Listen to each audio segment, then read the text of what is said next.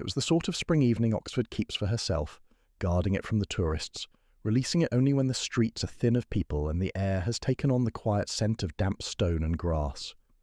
I sat on the old bench near the gate to Christchurch Meadow, the one that lists slightly to the right, so you must learn to sit with a lean, like a sailor compensating for a slow tide. Somewhere beyond the great trees and darkening lawns, a Strauss waltz floated out from an open window. Thin at first, it thickened with the dusk, a dance scored for ghosts, not living bodies. The violins carried something both bright and slightly cracked, as though the music itself were stepping carefully on old wood. And then I saw him. Across the meadow, walking along the narrow path toward the river, was a man in a priest's collar. The light caught his hair, iron grey, flattened by the day's wind, and his gait was peculiar. He moved not as one walking to a destination, but as one following a pattern. His feet rose and fell in the triple time of the waltz, each step too measured for accident. His hands were clasped behind his back, yet every so often his head tilted slightly, as if counting the beat. The absurdity of it might have made me smile, but there was a care to his pacing that felt closer to sorrow than to joy. The waltz turned on itself, the melody dipping briefly into the minor, and I realized he had stopped.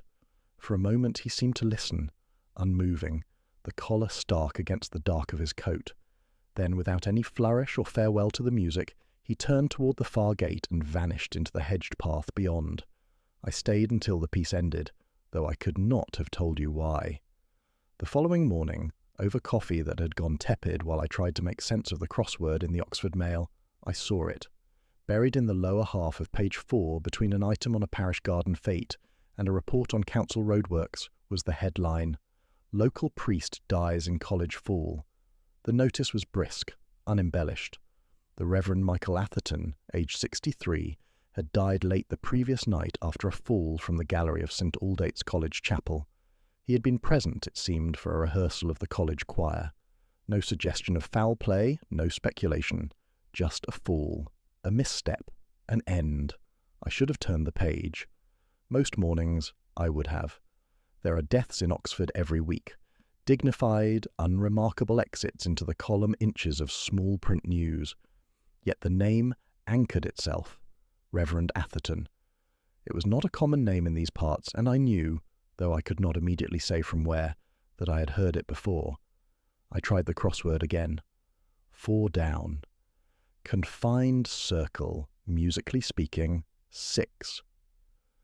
The answer should have been obvious, but it eluded me. My mind kept returning to the man in the meadow, his feet marking the beat of a waltz no one else could hear. It struck me that his steps had been without hesitation, not the wandering pace of one lost in thought, but the disciplined rhythm of someone trained to follow time. Choir rehearsals are usually held earlier in the evening, when the young tenors still have breath and the altos haven't yet grown hoarse.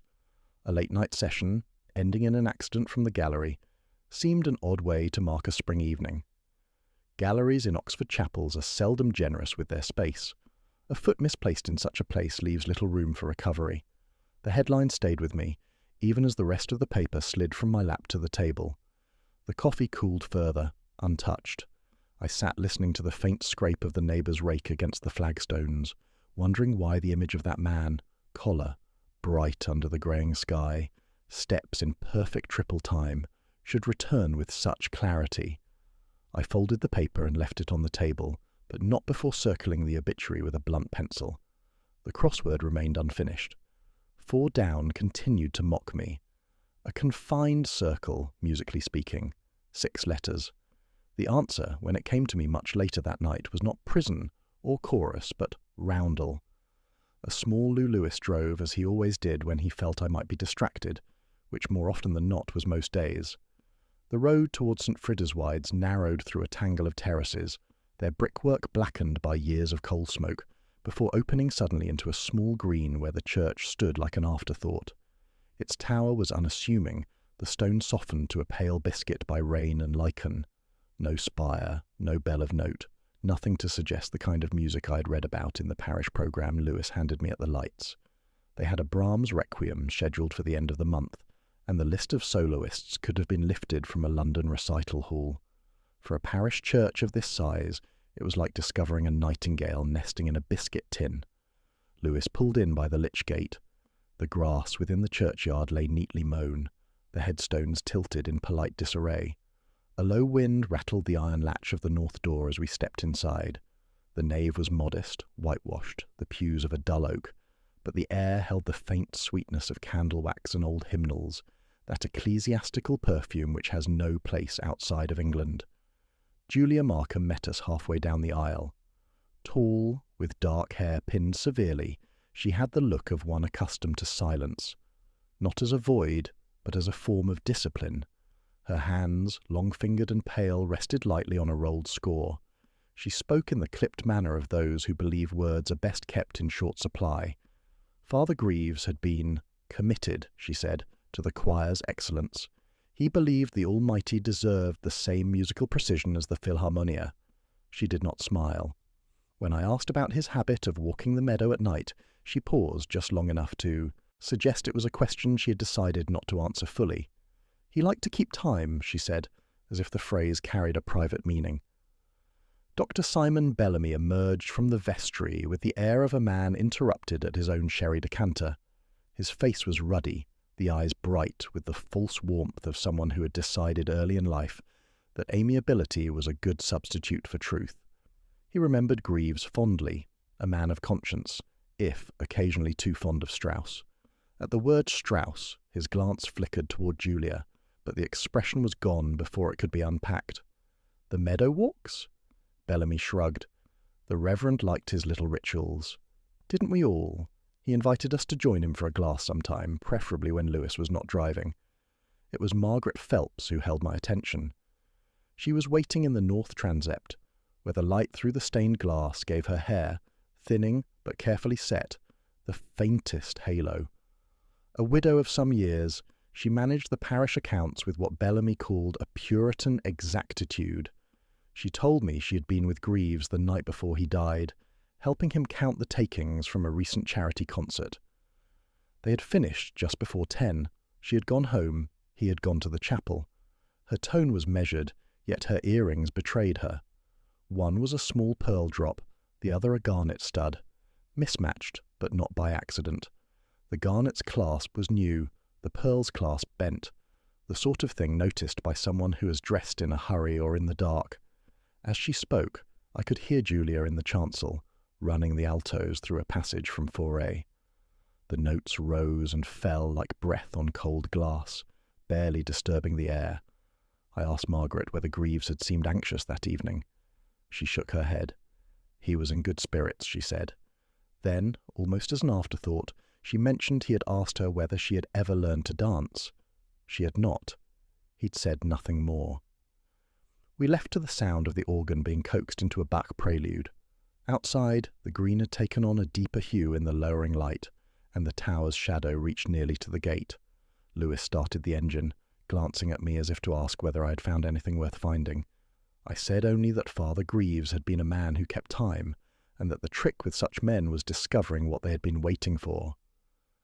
P of melody, endless, if one cares to keep singing. Greaves's rooms were reached by a narrow staircase that clung to the side of the parish hall like an afterthought. The air was close, with that faint sweetness left behind by old furniture and neglected polish. His flat was modest to the point of asceticism, a single armchair by the window.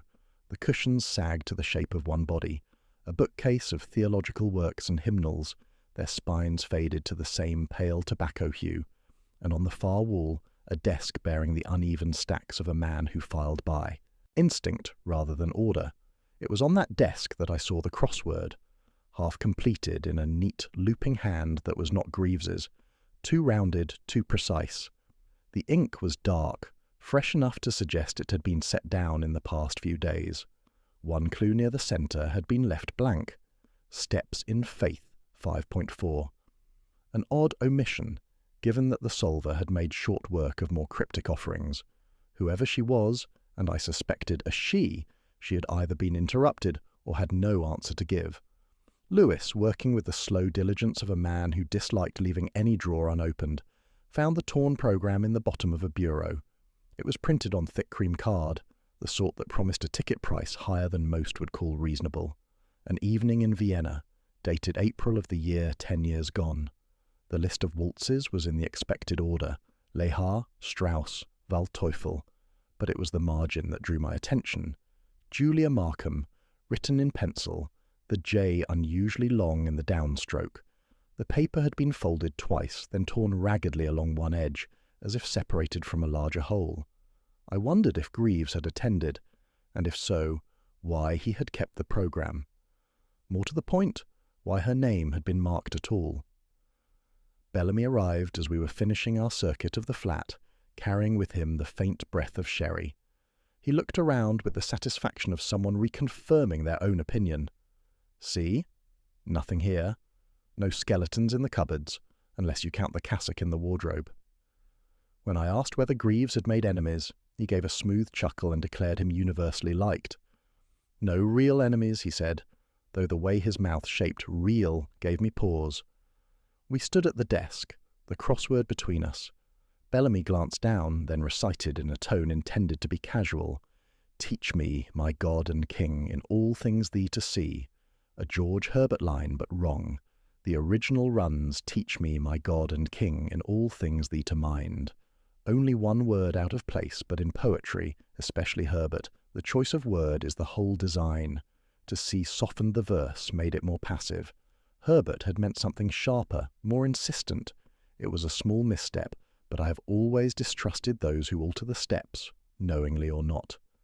I filed it away. Lewis asked if Bellamy knew of Greaves's fondness for walking the meadow. Bellamy's eyes slid toward the window. "Harmless eccentricity," he said. "We all have them."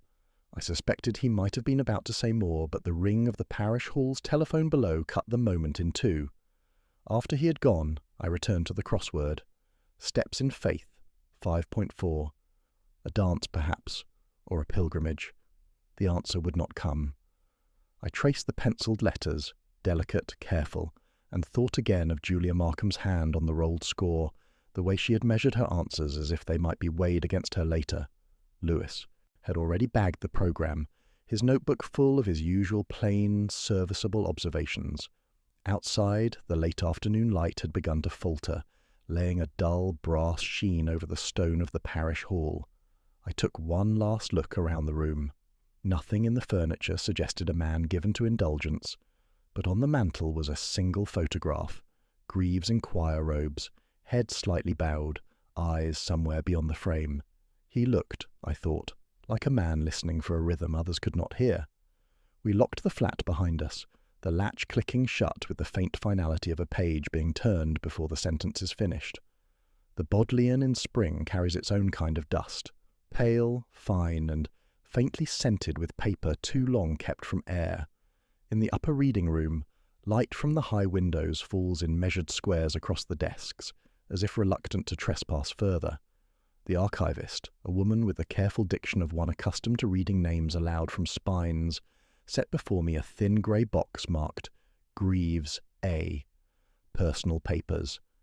Inside were the ordinary relics of a parish life, correspondence from parishioners, receipts for hymnals and cassocks, invitations to rural fêtes and charity suppers. Most could have been skimmed in the time it takes for tea to cool, but near the bottom lay a single envelope embossed with the bishop's crest. The letter within was dated 18 months earlier. It began with the expected courtesies, gratitude for years of service, praise for his musical contributions to diocesan life, before turning to the matter at hand. The bishop's office, after careful consideration, had determined that Father Greaves would be transferred to a rural parish near the Dorset border. The phrase pending review of certain matters was set adrift in the second paragraph, unanchored to any further explanation. The tone was polite, but it carried the chill of a door closing quietly. I read it once and found nothing but the usual ecclesiastical evasions. But habit, and something more than habit, made me read it again. It was then I saw the faintest of pencil marks, a single sentence, struck through so lightly it was almost part of the paper grain. The lead had smudged with the years, but the words were still legible if the page was tilted to the light. Concerns have been raised regarding your conduct in certain private matters. The hand that had erased it had been careful, but not quite careful enough. I folded the letter back into its envelope and signed the necessary slip to have it copied. The archivist glanced at me over the rims of her glasses, as though trying to read the answer before the question was asked. I gave her nothing. Lewis was waiting in the quad, his notebook already half filled. He had been speaking to the verger at St. Friedwide's, a man with the damp look of one who stores his coats in the same place as his mop bucket. The verger recalled an argument between Greaves and Julia Markham after choir practice a fortnight ago. It had been brief, but heated. Words about timing and commitments, and something else he could not catch before the door was closed. Julia had left first, the heels of her shoes sharp against the flagstones. In the late afternoon I found her in the chancel, the choir dispersed, her hand still resting on the edge of the organ loft rail. She greeted me with the cool formality of one who knows questions are inevitable but will not ease their passage. The argument, I began. She allowed the smallest of pauses, as if weighing whether denial would be worth the effort. Father Greaves, she said, had been a better dancer than a shepherd. I asked her what she meant, but she was already gathering her music, the scores stacked with a precision that made my untidy eye ache. He liked movement, she said, music with steps in it. He could count you in perfectly, but ask him to watch where the flock had strayed and you'd find him somewhere else entirely. The words might have been affectionate, but there was no affection in her voice. I left her in the half-light of the chancel, the faint smell of organ oil in the air. Outside, Lewis was leaning against the car, notebook closed, watching a group of undergraduates cut across the green toward the river. I said nothing of the pencil-struck line in the bishop's letter. It would keep for now. Some things are best read twice, once to see what is there and again to see what was meant to be erased. The file from the diocesan accounts office arrived in a battered envelope, its corners softened as if it had spent months beneath a stack of unanswered correspondence. Inside, the figures were plain enough. Parish incomings and outgoings, collections and concert takings, the small, regular drips of donation that keep a church alive. But running a finger down the columns, I saw the irregular withdrawals, modest, almost coy, but enough to catch a practised eye. They coincided with 3 of Margaret Phelps's documented trips abroad, a week in Florence the year before last, 4 days in Bruges the previous autumn, a fortnight in Vienna 10 years ago, the same month as the torn programme Lewis had found in Greaves's flat. It would not have taken much to plant the suggestion of impropriety in the bishop's ear, that Greaves had, at best, been careless with the church's purse, at worst, complicit. In parish politics, rumour is currency, and even the suspicion of mismanagement can undo a man more quickly than sin. We went to her house, a narrow terrace near the station, where the curtains had that faint yellowing which speaks of more tea than sunlight. She received us in the parlour, where a clock ticked with the slightly uneven rhythm of something trying not to stop. I laid the matter before her without embroidery. The withdrawals, the timing, the lack of recorded repairs. She did not flinch, though her hand tightened slightly on the arm of the chair. Yes, she said. She had authorised the withdrawals. Yes, Greaves had known. They were for emergency works, a leaking vestry roof, a cracked boiler pipe, the sort of thing you fixed without fuss, without waiting for diocesan forms to be stamped in triplicate. And no, she had not kept receipts. It was all said without heat, but with the flat conviction of someone who will not be persuaded that they have erred. Her alibi for the night of his death was solid enough to be irritating. She had been at the county hospital, sitting with her sister, who was dying. The nurses had confirmed it without hesitation. She had left only briefly for tea in the staff lounge. No gap in the hours, no room for the sort of absence that kills a man in a chapel gallery. Still, my eyes kept drifting to her earrings. Today, both were pearl drops, but the clasps were different. One gold, one silver. She caught me looking and adjusted them with a small wry smile. "Can't be bothered with sets any more," she said. "Life's too short to spend matching little things." Lewis took her statement in his careful hand, his face giving away nothing. When we left, the uneven tick of her clock followed us into the street. Back in the car, Lewis suggested that if she were guilty, she wouldn't have been so ready to admit to the withdrawals. I agreed, but not entirely. Some people confess to the lesser fault to throw dust over the greater one. Others simply enjoy their own brazenness. At the station, I read the bishop's letter for the 3rd time. Misuse of funds was a plausible enough reason for a transfer. Tidy, administrative, easily recorded. but the faint, erased line about private matters still whispered something less ledger-bound. I told Lewis to set the accounts aside for now. We were looking at a fish too brightly scaled, the sort that swims straight toward the hook, a red herring in every sense. Yet the picture of Margaret in her parlour stayed with me, the worn armchair, the clock half out of time, the deliberate imperfection of the earrings. I could not decide whether it was carelessness or a code, perhaps both. The photograph came to me not by my own digging, but by Lewis's, a detail that would have irritated me had the find been less interesting. He had been sifting through the unindexed piles in the college's small archive, the sort of place where dust lies in layers like sediment, each stratum a quiet reminder of neglect. It was from a charity ball, 15 years ago, the image caught in that particular black and white softness which makes the past seem both gentler and more dangerous. A younger Greaves, still in his clerical collar, was dancing with Julia Markham. The pose was formal enough, one hand light at her waist, her gaze fixed just over his shoulder. Yet there was something in the tilt of his head, the faint curve of her mouth that pulled it beyond the etiquette of a parish fundraiser. What held me longer was the background. There, half in shadow, stood Dr. Bellamy. Not smiling, not even feigning the sociable watchfulness of a man between drinks. His eyes were fixed on the pair, the sort of look a creditor might give when watching a debtor squander borrowed coin. I described it to myself as the eyes of an unpaid debt. Julia received me in the choir vestry, where sheet music lay in ordered stacks, and the faint metallic smell of brass polish clung to the air.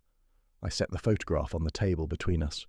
She looked at it without the start of surprise, which in itself was telling. No romance, she said. The dance had been for the benefit of the photographers, nothing more, and yet she did not leave it there. She admitted that Greaves had once suggested a joint project in Vienna, a concert series combining her choral work with his liturgical repertoire. It had seemed possible, even promising, until an unpleasant discovery had brought it to an abrupt end. She did not elaborate, and when I asked, she simply said that some things sour quickly when taken out of their proper place. I asked if Bellamy had been aware of this plan. She gave the smallest of nods, the kind that might be missed if you weren't already watching her too closely. Bellamy had been less than enthusiastic, she said, though whether from professional caution or something more personal she couldn't say. The word personal hung in the air longer than she intended, and I caught the faintest tightening at the corner of her mouth before she turned to straighten a pile of hymnals that didn't need straightening. Back at the station, Lewis laid the photograph on my desk again, tapping the image of Bellamy with a forefinger. He couldn't quite see it. Jealousy was a vague motive for murder, especially when there was no evidence of any actual romantic entanglement. I agreed, though not entirely. Jealousy needn't be romantic. It can just as easily attach itself to influence, to the reach of a colleague's name in a program, to the way another's presence draws the eye in a crowded room. Bellamy had the look of a man who disliked being in anyone's background. Still, Lewis was right about the vagueness. Without a clearer line between the photograph and the gallery where Greaves had fallen, it was all still smoke. Yet I have learned to follow the shape of smoke. It will eventually show you where the fire was, even if the embers have long gone cold. I left the office late, the photograph in my coat pocket. Crossing the quad in the dimming light, I found myself wondering about that ball. The music they had danced to, the moment just after the photograph was taken, when Julia and Greaves might have stepped apart, leaving Bellamy to resume whatever conversation he had abandoned to watch them. There are looks in this world you cannot rehearse, and debts that are never formally declared. I suspected Bellamy understood both. Bellamy received me in his rooms at the college, a space that seemed to have been furnished entirely from the better end of the second-hand market. Persian rug with one corner faded to nothing, a leather armchair that sighed as you sat in it, books whose spines bore the cracked gloss of overuse. A decanter of sherry occupied its own small table, placed at the ideal height for a seated pour. He did not wait for my questions. Yes, he had confronted Greaves the night before his death. It had been, he insisted, a matter of professional principle. Greaves had delivered a lecture at a public theology forum the previous week, on faith as a form of structured doubt, and Bellamy believed him to have borrowed certain turns of phrase from an earlier scholar without attribution. Intellectual dishonesty, Bellamy called it, the syllables measured but sharpened. They had exchanged words after choir practice. Nothing violent, merely firm. Bellamy claimed that later, walking past the chapel, he heard the unmistakable sound of a fall, a body striking wood before the silence folded back in. By the time he reached the gallery, Greaves was already still, his head at a strange, resigned angle. His version was plausible. Plausibility, in fact, seemed to be the thing Bellamy had in surplus. A porter from the lodge confirmed seeing him not long afterward, striding across the quad with a pace that spoke of neither panic nor concealment. He had signed out a guest for dinner at a nearby restaurant, and the times matched. I was almost persuaded. A quarrel over academic credit is rarely enough to spill over into actual harm, and Bellamy's manner, for all its theatrical self-possession, held no flicker of guilt that I could read. And yet, the misquotation of Herbert had stayed with me like an unresolved chord. It is one thing for an amateur enthusiast to blur a line of verse. It is another for a trained theologian to do so. Bellamy knew Herbert too well for the slip to be accidental. Teach me, my God and King, in all things thee to see. His substitution of see for mind softened the imperative, turned an active devotion into something passively observed. The choice had not been made in ignorance. It was, I thought, the sort of alteration that reveals something about the one making it. As he spoke, I let my gaze drift to the shelves behind him. The poetry of Herbert sat alongside Don, Christina Rossetti, and the occasional modern poet whose inclusion felt like a forced gesture toward breadth. I could have reached out and taken the Herbert down, found the page, and let the silence ask its own question. But I didn't. Not yet. When I asked whether he had liked Greaves, Bellamy poured us both a small glass of sherry before answering. Liking, he said, was too thin a word. He respected Greaves's musical discipline, admired his energy. But, and here he leaned back, Greaves was careless with people. Not unkind, but inattentive. He had a way of stepping to a different rhythm without warning, leaving others to adjust or be left behind.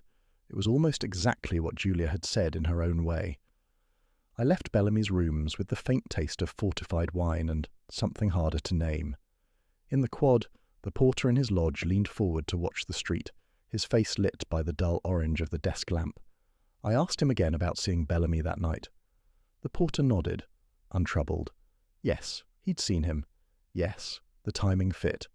The account was tidy, the corroboration neat. Too neat, perhaps. Back at my own desk, I took out the note I'd made weeks earlier. 4 down in the Oxford Mail crossword. Confined circle, musically speaking, 6. Roundel. A form whose ending is its beginning. Bellamy's story, Julia's recollections, Margaret's alibi, all neat circles, and yet every circle, however tight, contains a space in its middle. It was in that empty space, I thought, that the truth was likely standing, unobserved. Morse disliked returning to scenes already inspected. It smacked of indecision, yet he had long learned that the mind, like a slow-developing photograph, sometimes required a second exposure to bring the details into sharper relief. The chapel was colder than he remembered, and the faint scent of wax and polish had deepened into something almost medicinal. He mounted the narrow stair to the gallery, his hand trailing along the worn oak rail. Lewis followed in silence, the echo of their shoes folding into the stillness. From here, the view was near perfect. The neat rows of pews below, the lectern, the altar's subdued gleam, and the rail, low, almost inviting trouble. Morse rested his palms on it, leaning forward. One could topple easily enough, he murmured, particularly if one were dancing. Lewis frowned. You still think he was dancing, sir? Oh, I think he was dancing, Morse said, his eyes distant. The man had Viennese waltz in his blood. He wouldn't have crept along here like a timid parishioner, and it was no drunken stumble. I saw him dance once from a distance, controlled, measured. You don't forget such things. Lewis shifted, looking down into the nave. Then why fall? That, Morse said, is the point. You don't. He stepped back, letting the image build in his mind. A man gliding in triple time, the measured turn, the closing of eyes to feel the rhythm, and then interruption, a misstep, but not his own, a collision of movement, a hand where it should not be, the rail suddenly at one's back. The polished floor beneath their feet seemed to gleam more treacherously now. Morse stooped, running a finger over the boards. Smooth, yes, but still not enough to account for such a fall from a steady dancer. It was then his eye caught a faint irregularity at the far corner of the gallery stairs, near the side pew below. A small something snagged on a splinter of the wood. Lewis. Here? Lewis knelt, prizing it free with the care of a man accustomed to his superior's sudden interest in small, inexplicable objects. It was a scrap of fabric, soft, frayed at the edge. Not cotton, but something finer. A scarf, perhaps, and distinctly feminine in colour, a muted plum, worn to silkiness. Could have been dropped days ago, Lewis ventured. Or hours, Morse replied, and unless Greaves had taken to accessorizing, it belongs to someone else. Someone who was in this chapel, close enough to that pew for the wood to catch it. Lewis glanced around. Could have been left during a service. Yes, Lewis, Morse said, folding the scrap into his pocket, and you could have been born yesterday, but let's not overdo the implausible. They descended in silence. In the nave, Morse stood looking up at the gallery again, tracing the invisible steps of a dancer who had not been alone. This wasn't a solitary man's accident, he said at last. He was partnered. Briefly, perhaps unwillingly, but partnered. And if you can find me the owner of this, he tapped the pocket where the scarf fragment lay, we may find our partner. Lewis hesitated. That's going to mean checking everyone's alibi again. Yes, Morse said, almost with relish. And we shall do it quietly. No formal interviews, no whiff of suspicion. A misplaced scarf is hardly grounds for alarm, but it is reason enough for interest. We'll see who flinches when you ask where they were at the time of evensong, and if they were wearing plum. The great doors of the chapel creaked as they left, spilling them into the courtyard's late afternoon light. Morse lit a cigarette, the flare briefly catching the lines in his face. I don't like the symmetry of this case, Lewis, he said. Too tidy on the surface, too many things in their proper place, and when things are arranged so carefully, it's usually to hide what's missing. Lewis eyed him sidelong. And what's missing now? Morse took a long drag, exhaling into the cold air. The truth, he said simply, and began walking toward the porter's lodge, his coat flaring like the last turn of a dance. The parish office smelled of dust and polish, a place where papers had outlived their authors. Lewis had been the one to find it, a small locked filing cabinet in the corner, the kind that usually held hymn schedules and insurance forms. The key had been taped to the underside of the top drawer. Inside, among yellowing bulletins and parish meeting minutes, was a leather-bound diary. Julia Markham's name was written in an elegant but slightly slanted hand across the flyleaf. Morse set it on the desk, the cracked leather warm from the late afternoon sun. The first pages were unremarkable. Notes about choir rehearsals, shopping lists, a reminder to phone mother. Then the entries shifted to a week in June. 10 years passed, before the planned Vienna trip with Greaves. The writing was neat until it wasn't. The page that should have followed the 14th of June had been sliced out with a precision that spoke of deliberation. Morse ran a finger over the edge, not torn, but cut. The rest of the week was gone, replaced by the bland recording of the following Monday. Weather fine, practice at 7 p.m. In the side pocket of the diary's back cover, Morse found something else, a folded, fading dance card stamped Hotel Sascha, Vienne. The pencil marks beside the listed dances were faint, but every waltz bore the same initials, A.G. Anthony Greaves, Morse murmured. Lewis, standing behind him, peered over his shoulder. Could be someone else. Morse gave him the look reserved for when Lewis stated the obvious to fill the silence. It could be Archduke Gustav of Lower Saxony, Lewis, but I doubt the man's a dab hand at the Viennese waltz. The dance card felt strangely intimate. Not a public programme, but a private record of steps shared. It painted a picture, Julia in an evening dress, Greaves in his collar, gliding through a succession of waltzes under chandeliers. Morse closed the diary, turning the missing page over in his mind. What could Julia have written that week that she later decided, or was persuaded, to remove? He didn't have to wait long for the answer to form in outline. Back at the station, Morse pulled the thin folder of notes from their interview with Margaret Phelps. Her late husband had been a benefactor of the arts, known for his fondness for musical charities. He had also, Morse recalled, been a patron of the Vienna trip. The trip had ended abruptly, Julia had told them earlier, after an unpleasant discovery. Morse now wondered if the discovery had been of a very personal kind, that Greaves, the charming priest with the slow smile, had been entangled with Margaret Phelps's husband. It was the sort of betrayal that did not fade. Money, Morse had long ago decided, was often just the wrapping paper. The real gift or curse was emotion. That night, Morse sat in his flat with the diary open in front of him, the dance card beside his glass. He imagined the scene, Julia waiting in the lobby of the Hotel Sacher, the music drifting in from the ballroom, only to see Greaves in the arms of another, not just any other, but the wife of a man paying for their journey. The humiliation would have been sharp, immediate, and not easily forgiven. The missing diary page was, Morse suspected, a page of rage, or hurt, or both. Perhaps it named names. Perhaps it recorded an intention, to leave, to confront, to end something. And now, 10 years later, with Greaves dead in the chapel, that page's absence felt louder than any words. Lewis came in with the evening report. "Bellamy's alibi holds, sir. Margaret's still clean for the night of the death. Nurses confirmed she was at her sister's bedside until dawn." Morse tapped the diary. "No one's clean, Lewis. Some are just better scrubbed." When Lewis left, Morse opened the dance card once more, staring at the initials. A.G. Every waltz. He couldn't help but wonder if, on the night of Greaves's fall, someone had tried to finish a dance left incomplete in Vienna, and whether it had ended with the same abruptness. The chapel was empty but for the pale squares of moonlight spilling through the clerestory windows. Margaret Phelps stood in the aisle, her back straight, her hands clasped loosely in front of her. Morse, leaning on the pew end, studied her as though she were another of the library manuscripts, faded in places, repaired in others, yet still capable of yielding unexpected revelations. "I imagine you'd prefer we spoke here," he said, "rather than in my office." Margaret inclined her head, the faint smile that passed over her lips suggesting approval. "It seems appropriate." Her voice was low, almost reverent, though not in deference to anything sacred.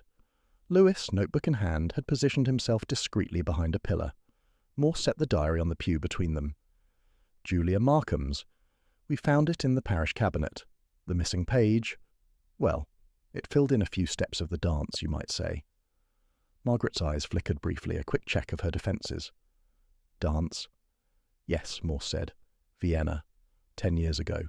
You remember the trip, I'm sure. You weren't there, but your husband was, as was Arthur Greaves." He opened the diary and tapped the faded dance card tucked inside. Julia's waltzes were all reserved for him, but the page she cut out, that was the day she discovered your husband's affair. With Greaves, Margaret said nothing. Only the soft ticking of the chapel clock filled the space between them. "You might have hated your husband for that," Morse went on, "but I think you saved most of your contempt for Greaves. Julia told me you stopped speaking to him altogether." "I was polite," Margaret said at last.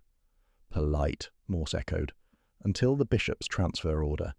That was going to send him to some rural parish in Dorset. No scandal, no disgrace. Just fade quietly away." He shifted slightly, as if adjusting the focus of a lens. "You didn't want that.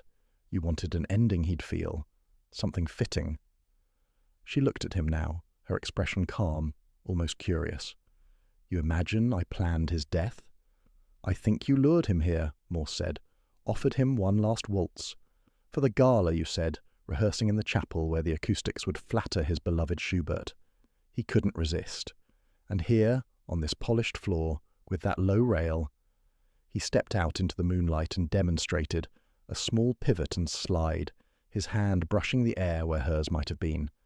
"It takes only the lightest touch, the smallest change in balance, a turn and a drop." Margaret's gaze drifted toward the gallery. "It was no more than a turn in the dance," she said softly. Lewis's pencil stopped. Morse waited. He had learned long ago that silence often loosened tongues more effectively than questions. Margaret's voice, when it came, was steady. "I loved him once, or thought I did. He could be charming, in that way some priests are, when they believe themselves destined for better stages. He made you feel chosen, and then, when you were invested, He reminded you he had higher callings. She smiled faintly, but it was the smile of someone leafing through unpleasant memories. Arthur liked to dance. He believed the waltz was the most civilized form of courtship. Perhaps it is, but in Vienna I saw what it meant to him. He'd stolen my husband's attention, his affection. Not for love, oh no, but for the pleasure of being adored. You could have left it in the past, Morse said quietly. I could have, she agreed. And I did. For years. But when I learned he was leaving without disgrace, I realized there was still one dance left, a proper ending. Lewis shifted uncomfortably. You know this will be taken down as a statement. Margaret turned to him, and for the first time there was a trace of weariness in her face. Do as you must, Sergeant. I have no wish to run. As they left the chapel, Morse glanced back at the rail, its curve catching the moonlight. He thought of the music Greaves might have heard in his head, a lilting waltz 3 beats to the bar, and of the moment it had stopped. Outside, the night was cool and still. Lewis closed his notebook and asked, "Think the jury will see it as murder?" Morse didn't answer immediately. "They may," he said finally, "or they may see it as just another dance, Sergeant. The trouble is, sometimes the last step is the one that counts." They walked on in silence, the faint echo of an imagined orchestra following them down the darkened quad. The file was thin by the time Morse placed it back on the shelf in the CID office. No typed confessions, no court transcripts, no headlines. Just the coroner's verdict. Accidental death due to misstep on polished gallery floor. An unremarkable phrase for an act in which every step, every pause, had been rehearsed for a decade. Margaret Phelps left Oxford in the first week of September. No farewell party, no announcement in the parish newsletter. The vestry was locked, the keys left in an envelope on the vicar's desk. She had written a brief resignation letter in her neat schoolmistress hand.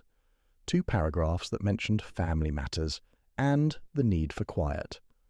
Lewis read it once and shrugged. Morse, looking over his shoulder, thought it the most efficient suicide note he'd ever seen.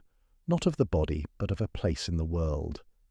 Julia Markham was next to vanish, though hers was a slower retreat. One Sunday the choir was led by an assistant conductor. The next her name disappeared from the rota entirely. When Lewis asked after her, the porter at St. Michael's College mentioned she'd taken to teaching piano privately from her lodgings, for the peace of it. Morse thought it more likely she was tired of standing in rooms where every chord reminded her of the man she once followed to Vienna. As for Bellamy, nothing changed. He returned to his lectures on ecclesiastical history, quoting Herbert without further error, delivering essays to undergraduates who neither knew nor cared about the death of Arthur Greaves. If there was any shift in him, it was in the eyes. Less debt, more ledger closed. Morse doubted he'd ever admit that relief and sorrow can share a room without speaking to each other. On the surface, Oxford was unchanged. The stone walls of St. Michael's glowed honey-gold in the late summer light. Tourists queued for cream teas. Punts drifted under Magdalen Bridge. The first leaves of autumn gathered in quiet corners. Yet for Morse, the city had taken on a strange hollowness, as if some subtle music had stopped and everyone was pretending not to notice. That evening, he did not go to the pub. Instead, he sat in his small flat, the curtains drawn against the last of the sunset, a bottle of Glenfiddich on the table. He chose a record from the stack, Johann Strauss II, Tales from the Vienna Woods, and lowered the needle. The room filled with the slow, deliberate sweep of a waltz. He thought of the gallery in the chapel, the polished floor beneath the feet, the low rail that had once been nothing but a safety measure. He thought of Margaret's words, no more than a turn in the dance, and of the precision it had taken to place herself exactly where his step would falter. A lifetime of bookkeeping transposed into choreography. There were other thoughts, too, unwelcome but insistent. The young Julia in the photograph, eyes bright. Greaves's face lit by candlelight during a choral rehearsal. The slight but telling misquotation that had exposed Bellamy's evasions. And Lewis, patient as always, enduring Morse's silences as if they were simply part of the investigation's method. When the record's final bars faded, Morse did not immediately rise. He let the silence settle like dust, filling every corner of the room. It occurred to him, not for the first time, that most missteps in life are not born of malice but of timing. The wrong word spoken a breath too soon, the invitation declined a moment too late, the dance that goes on just one turn beyond safety. He poured himself another measure, drank it slowly, and replaced the record in its sleeve. Somewhere outside, a church bell struck the quarter hour. Morse wondered how many bells had rung that night in the chapel, how many steps it took for a man to fall from grace, and how many more for those who watched to carry on as though the music had never stopped. The meadow was almost empty that afternoon, save for a few tourists straying from the path and a cluster of students with cameras, poised at the riverbank, aiming for the postcard view. The weather was neither warm nor cold, one of those pale English days where the light feels older than the season, diffused through the cloud like faded parchment. Morse lowered himself onto the same bench he had occupied weeks before, easing his knee with the slow caution of a man far more aware of it than he liked to admit. The wood was cold beneath him. He folded his coat tighter and looked out over the grass, its summer fullness already dulled toward autumn. From somewhere high in a college window, faint music floated. A recording, perhaps, though the distance made it hard to tell. A violin, with the accompaniment trailing softly behind. The air swallowed most of it, but the melody carried just enough for him to recognize the shape of a phrase. He could not help thinking of Greaves, the steady, deliberate turn of a waltz, the stubborn dignity of a man who never hurried even when the end was near.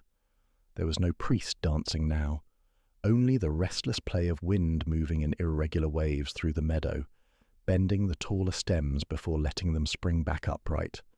It looked, Morse thought, not unlike the hesitant steps of someone uncertain of the rhythm. His thoughts wandered. The case, if one could still call it that, was closed, though not in a way that satisfied. No arrest, no trial, no confession in the proper form, just a quiet arrangement that left the surface of things unbroken, while under the water all manner of shadows still drifted. Margaret Phelps had gone, Julia had vanished into the smaller world of private pupils, and Bellamy was back at his lectern, speaking with the serene authority of a man who could never quite be touched by scandal. Perhaps that was the real pattern in Oxford. People stepping around the truth as one might step around a puddle in polished shoes, not out of cowardice necessarily, but because the inconvenience of wet feet outweighed the satisfaction of the leap. He reached into his coat pocket and drew out the folded crossword from Greaves's desk, smoothed now from too much handling. Only one clue remained blank. Steps in faith, 7 letters. He had puzzled over it more than once. The obvious answers had all proved wrong. The words had seemed to resist him, as though demanding he see beyond the cryptic trick into the thing itself. Now, with the meadow quiet except for the thin thread of music from above, the answer came easily. Pavan, a dance, slow, processional, stately, not waltz, not quick-step, a measured set of steps, each with its own weight and pause, and yes, a kind of faith, he supposed, the trust that the next step would come, and the one after, until the music stopped. He wrote it in carefully, the pen scratching faintly on the newsprint, and then folded the page without checking it over. The thing was finished now, and there was no need to examine it again. Rising from the bench, he took one last glance at the Ewell grass, the river, the faint reflection of stone towers in the slow-moving water. Then he turned away, his footsteps unhurried, his coat flaring slightly in the wind. He did not look back. Behind him, the music from the college window reached its final bars, and the meadow was left to the silence of late afternoon.